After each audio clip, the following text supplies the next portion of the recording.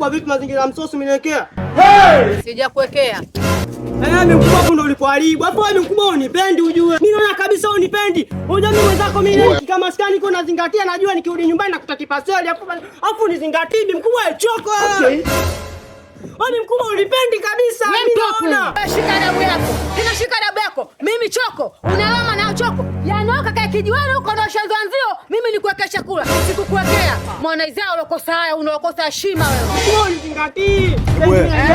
Kaka, unazungumza vipi na mama yako kiasi hicho? Usi bi mkubwa wako ambaye amekuweka tumboni miezi 9 huko. Kwa nini unazungumza naye hivyo? Yani bi mkubwa wako anawezaje kuwa choko? Una vipi wewe na kuhusu nini wewe? Mimi naongea na bi mkubwa wangu, mimi siongei na wewe ujue. Ni sawa uzungumzi na mimi na inawezekana labda hayanihusu au si. Lakini sio kitu kizuri kuongea kauli kama hizo na bi mkubwa wako kaka. Tatizo bi mkubwa anizingatia niwekee kipaseli.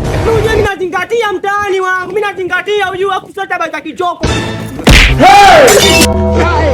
Unaita uchizi, hebu njoo kwanza. Njoo kwanza. Njoo. Njomba, nisikize kwa makini. Hakuna mtu aliyochukua tuzo ya uvutaji bange bora hapa duniani, umesikia? Wewe mkubwa wako unazungumza naye kauli ambazo hazina msingi kabisa. Una kitimamu wewe? Nimekosea wangu nisamee kiongozi. Okay, sawa. Unataka kuwekea ugali kwa kazi gani ambayo umeifanya kazi ya kuvuta bange? Kukaba watu mtani. Huu uchizi ndio unawatia wewe. Basi mdosho nisamee makosa madogo madogo. Huyu ni mama yako mzazi ambaye huyu ni kama Mungu wa pili hapa duniani, unazungumza naye uchizi. Toka. Niangalie kwanza Mwanaizalo kwa jeuri kanilipia Mungu. Wewe mjalana wewe. Mama, yule next time ule akikuletea upumbavu kama huo niite. Yaani niite mimi nakaa humu ndani kwa jirani. Nakushukuru, asante mwanangu. Mtoto akae jeuri kama nini? Mimi choko. Wewe.